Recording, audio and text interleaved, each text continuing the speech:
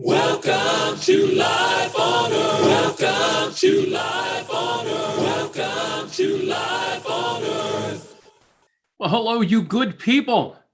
Today is Thursday, September 9th, 2021, and this is Life on Earth with Robert and Amy Nasir. And why do we call it Life on Earth there, Robert Nasir? Why do we call it Life on Earth? Well, as I've mentioned once or twice, or maybe at the start of every show, Ayn Rand described her philosophy once. I won't give the whole story. You've heard it before, but she describes her philosophy as a philosophy for living on Earth.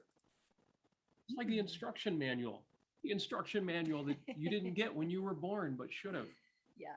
How to live life on Earth. That's right. If objectivism is the owner's manual for life on Earth, if it really is a philosophy for living on Earth, it stands to reason that other things being equal, they're never equal, but other things being equal, objectivists should be among the most successful, the happiest, the most positive, the most optimistic, the most cheerful and benevolent and gracious people on Earth. I should say so, for And sure. I'll tell you what, having gone to OCON last week. Oh, did we? Oh, yeah, we did. We did.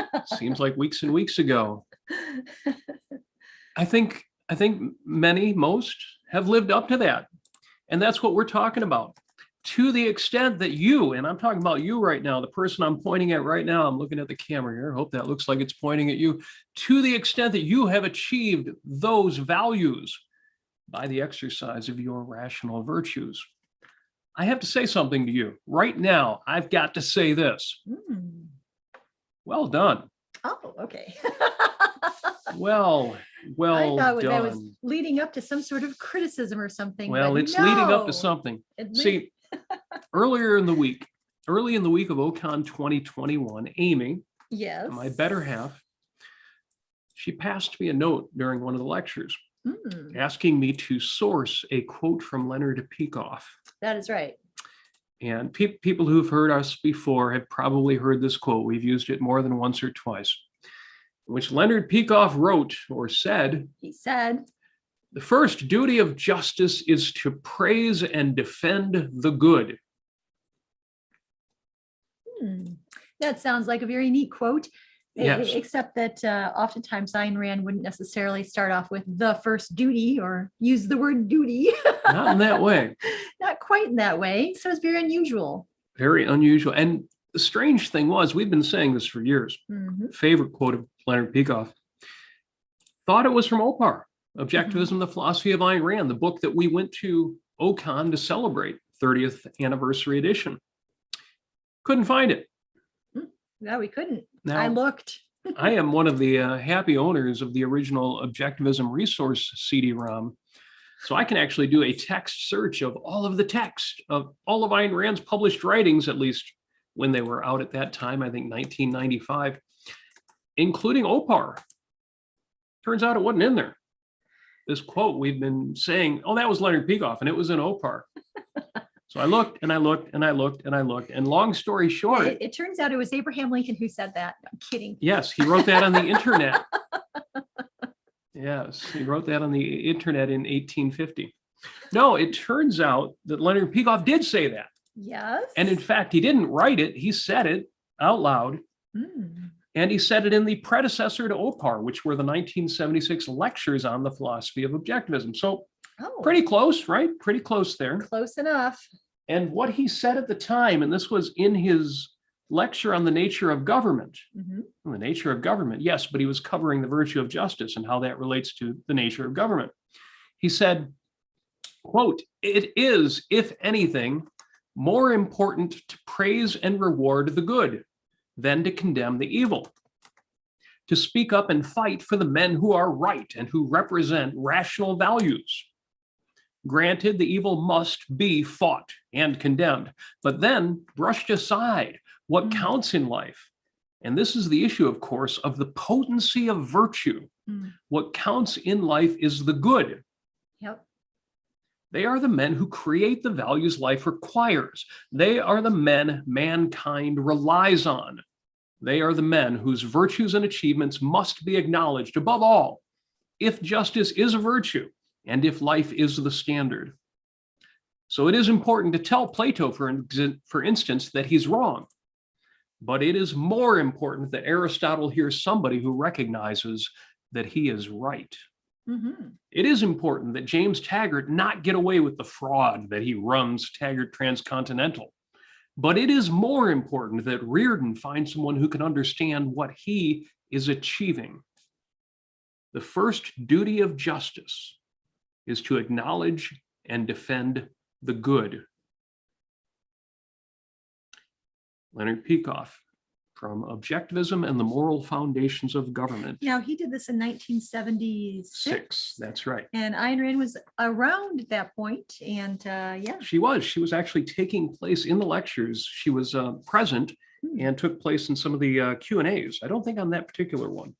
I think it was the first 6 lectures, if I remember right. But yes, she was there when Leonard said that and did not protest that formulation, the first duty of justice.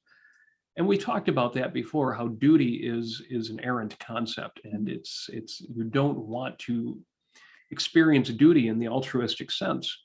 And yet Leonard wrote the first duty of justice. So obviously he had a different meaning in mind. We try not to get our hackles raised when words like that come up. We simply take them in context. Oh, wait, we're taking them in context? Well, that sounds lovely. I can't resist making that little dig at people who react a little bit instinctually, blindly. What's the right word? Out of context. In a reactionary way. Yeah. Yeah, but we are all empowered to take things in context and we had fun understand things. I had fun with the word wish in that regard. Right. I think I may have mentioned this the last time we got together, that objectivists, of course, when we hear the word wish, we immediately think whim worshiping, irrationality. But of course, the word appears, again, because I'm able to do that search, it appears in positive ways in Ayn Rand's writing, in the context of values. So my favorite scene in Atlas Shrugged, for example, where Francisco d'Anconia shows up at one of the events Hank Reardon's at, and Hank Reardon says, "I wish," and stops, and Francisco says, "Afraid to wish, Mr. Reardon?" This is Ayn Rand writing this, as if wishing is a good thing. I swear by the woman I love, I am your friend. Yes. Of course, Hank Reardon then goes on to say, "I wish I could like you as much as I do." Well, so for the people who have read Atlas Shrugged, we know what happened. The kids these days talk about modern bromances. They don't understand. Right. I mean, the kind of you can't even call it bromance because that's too silly a word, but the kind of affection that you have between Howard Rourke and Gail Wynand, or Hank Reardon and Francisco d'Anconia. This is friendship. It reminds me of, Andy Bernstein wrote a fiction book. If y'all remember, or if you haven't discovered this, you should. He wrote a book called Heart of a Pagan, and he had the protagonist Swoop, who is an amazing basketball player, and his friend Diggs, and they had an unlikely bromance, really good friendship. So yes, once you've read the story, you'll realize how unlikely that was, especially given the way it starts out. Yeah. Remember that Swoop is this incredible athlete, but not just an athlete. He has this amazing vitality, this joie de vivre, this lust of life. And Diggs is this guy kind of hanging out with the athletes, but he's handicapped.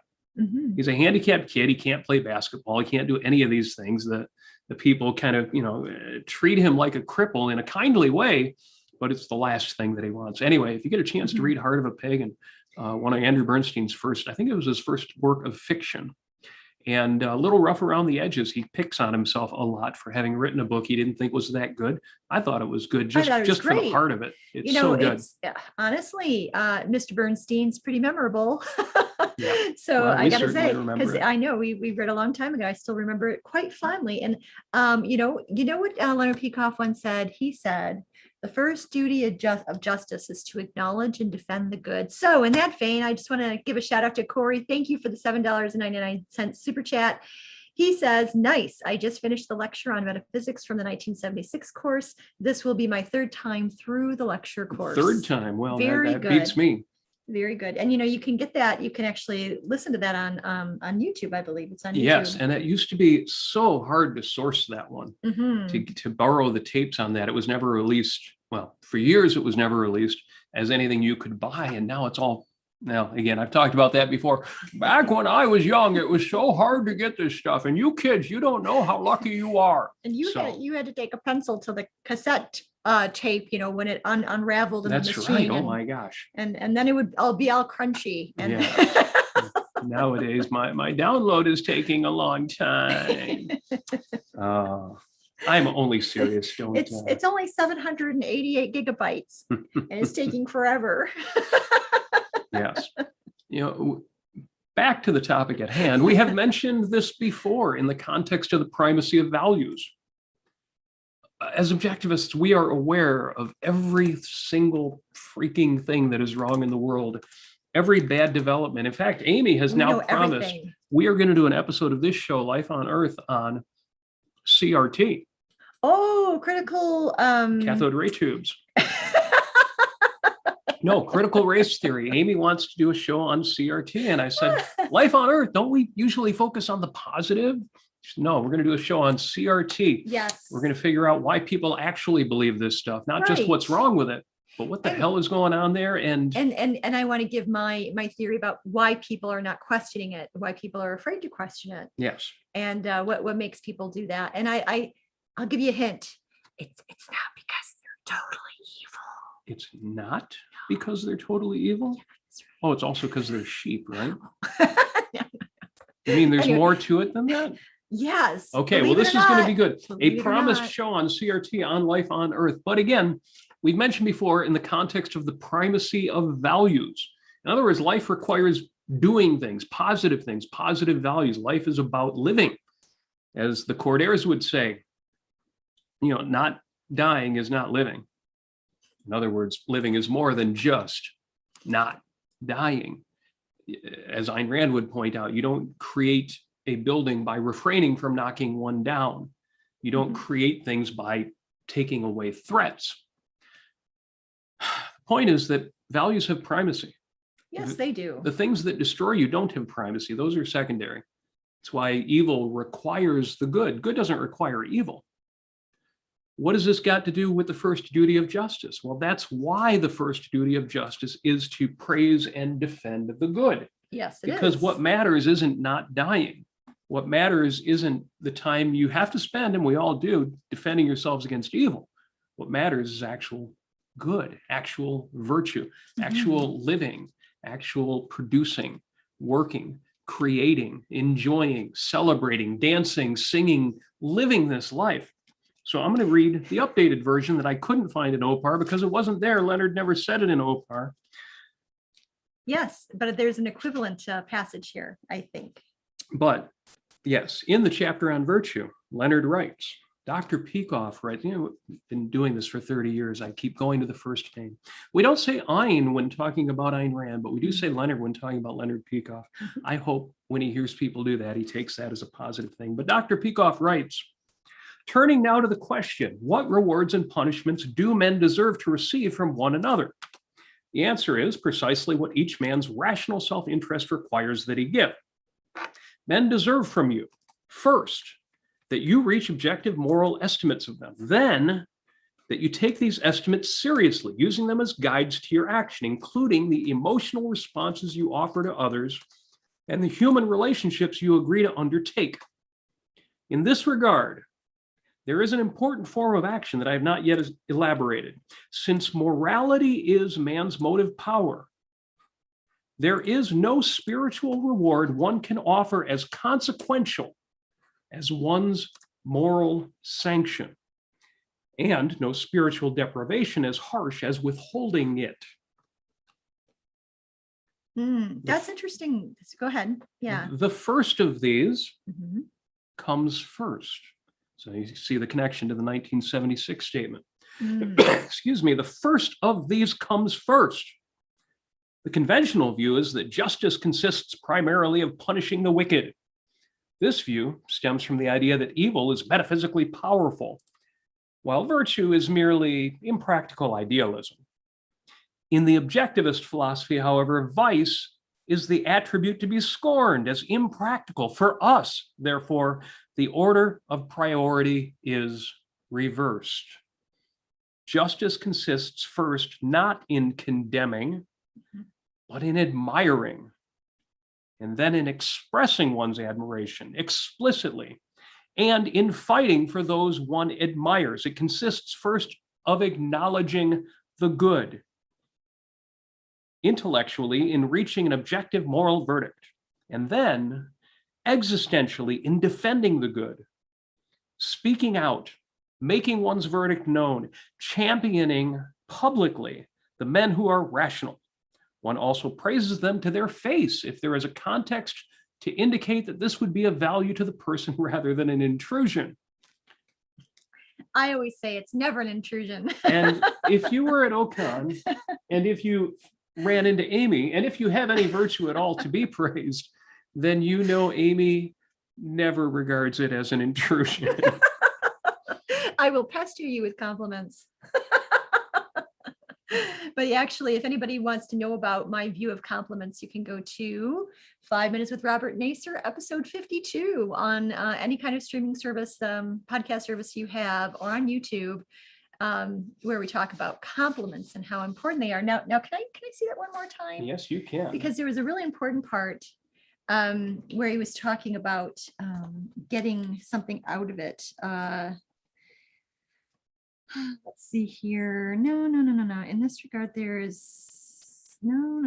Okay, well, anyway. Yeah, I mean, he part continues to echo the 76th lecture. He says, it is important to tell Kant that he has rejected reality and is wrong. But it is more important that Aristotle finds someone who understands that he has recognized reality and is right. It is important to condemn the school that abuses a child's mind. It is more important to praise the teacher or the mother who, despite such school, manages to bring up the child as a rational being. It is important to vote today's politicians out of office, but they will merely be replaced by equivalents unless we cherish and install an opposite kind of leadership. And he goes on in just this manner, that virtue is more important than vice, because values have primacy. We're here to live, not just to not die. Right. But I think he said somewhere in here, it was something along the lines that my point about compliments and praising other people and defending them is, when you do that, basically you bolster your own values. You are doing that for your own sake. Yes. Yeah, you're not out there to fix the world, either by condemning or even by praising. I mean, this is just another way to live your values, is to see the same values in other people and to praise them for those same values. Yes. And it's just a wonderful thing. I think it's where you reciprocate in those spiritual trades. So nice. So the link to the compliments episode and related materials are on my Facebook wall. So facebook.com/Robert Nasir. You'll find all sorts of good show notes, things to watch after you get done watching us here. Yes, at Ayn Rand Center UK, where you can actually become a member of Ayn Rand Center UK. You can. You should join the Ayn Rand. It's funny because there's been so much great programming. So there's been opportunities to promote membership at the Ayn Rand Center UK. And we'll post the link here in the chat, just in case you're not already a member. And you can sign up different levels of membership with different perks, anywhere from 10 pounds a month to 100 pounds a month. Incidentally, they'll convert that to dollars for you. Don't worry. At least they did when I signed up, as I did. And Sam has chimed in with a super chat and quoted Quent Cordair. You can't go wrong quoting Quent Cordair. Sam quotes, "Evil can only take or break that which only the good can make." Charming. Of course, Quent is not just a writer, but a poet. Yes, and a painter and an artist. He is a Renaissance man. And of course, the man at Linda Cordair's side. Yes. At Quent Cordair Fine Art. Yes, so Linda's trophy husband. Yes. And one of the reasons I can't resist bringing up that we will be doing an episode on CRT is because we do tend to focus on the positive on this show. Why do we do that? There's evil to fight. As Scott points out in the chat, praising the good is important, but you have to be aware of the bad that's going on before it gets to be too big a threat. And he's absolutely right. But I consider this show balance. How many podcasts, how many television shows, how much is going on, pick your poison, Fox News or CNN, MSNBC? How many people are telling you all about the threats that you do need to know about? So many people that I think we need a show that reminds you, well, that matters, but why? What are we fighting for? Right. My biggest challenge with the libertarians these days, my biggest issue with the libertarians these days, and anybody who's fighting for liberty in the conservative, on the right or the left, is when you say, oh, you're fighting for liberty, what does that depend on? They have no idea what you're talking about. When you say, oh, you're fighting for liberty, why? Why is that a value? How do we justify that? They have no answer. Yeah. In fact, they get indignant. It's kind of like if you went up to your average podunk dude and said, well, why do you want your guns? Or why do you want sexual freedom? And they say, how dare you ask why I want it? And that's what I get from the liberty movement these days. Not a one of them outside of perhaps objectivism can say, right. Well, because if you don't leave people free, you stifle their rational faculty. And that is that on which all human values depend. Yeah, when you reject being intellectual, and I know in our culture in America, being an intellectual is looked down upon in so many different ways, as being elitist, as being holier than thou, or more intelligent than thou, or rude to be intelligent, or just disconnected from real life. Right. No, what does that stuff got to do with anything? Yeah, your head's in the clouds, and it's such a mistake, because this is your mind we're talking about. This is the power of your rational thought, of your critical thinking. This is what's going to help you get through life in the happiest way possible, and in the most rewarding way possible. And you don't really care about it. I mean, that's not cool. You need to understand what your values are and why you have them and why they're good for you, and all the philosophical perspectives that go along with that. It's very important. So it's one of the reasons why I praise those of you who are involved in philosophy and the philosophical movement and the fight for liberty, is that we need to give people that ammunition. Mm-hmm. When people say we need liberty and others act as if it's not that important, we need to be able to say, why is that important? And fortunately, the objectivists know the answer to that. And the answer is in OPAR, and it's in the 76 lectures. And of course, it's in Atlas Shrugged. It's in all of Einar's writings. She's such a dear. I love her. But that primacy of values is what I want for you, for everyone listening. Again, a lot of the folks who are watching this show already know this, but it can't be overstated. It can't be said too often that we're here to live life. And there's bad juju out there. There's a lot of stuff to fight, mm-hmm. and we're fighting it. But the first duty of justice is to acknowledge and defend the good. And now we finally know exactly where that quote come from, and we won't misquote it again. Yeah, so it's originally it was the first duty of justice is to acknowledge and defend the good. Yes. And somewhere along the way, we decided that praise. I don't know how we got praise. Was in there. It might have been somebody else. It might not have been us. Somebody else may have misquoted it on the internet. That is, I've heard a thing that can happen, but now we know. So Abraham Lincoln said praise. Abraham Lincoln said that on the internet. But I think it's definitely appropriate. Very appropriate. And the link is in my Facebook notes. So if you want to hear Leonard Peikoff say it in his own words, by his own voice, instead of just me quoting him, the truth is out there. Sometimes it's way out there, but this time we've got it right. Yes, we do. So thank you for joining us on that journey. If you were at OCON, extra props to you. Of course, you already heard Amy. And it was the funniest thing, too, because, OCON was 6 days long, roughly a week long, mm-hmm. Counting the morning after. And believe me, there was a morning after. Oh, what a week. And it was 2 or 3 days into OCON when I noticed Amy being especially effusive with her compliments. I thought, well, Amy's being really charming this week. Obviously, she's having a great, but it was only a couple days after she had asked me to source this quote that I realized this was intentional on her part. She wasn't just in a good mood, that she was actually enacting this. Yeah, as Harry Binswanger would put it, I gave myself a standing order Yes. Yes, I gave myself a mission to go on. And you think I would have picked that up quicker. Well, But nice to be then, myself. but then again, it's unsurprising when Amy decides to give it out, to lay out the compliments. Yeah. And So- yeah, it is so really lovely. And honestly, I've got to say that I would say the great majority of the people I give compliments to were very, very happy to receive them and very, very gracious. And some people are a bit shy, Oh, yeah, but it was, that's okay. You know, it's a learned skill to take a compliment. And, yes.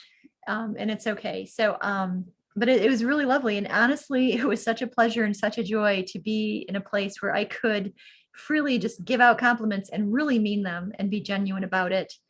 And Yeah, you could go anywhere and give out love, except you don't know if people deserve it. At Ocon, everybody who Can got I- it deserved can I it. tell you a little story?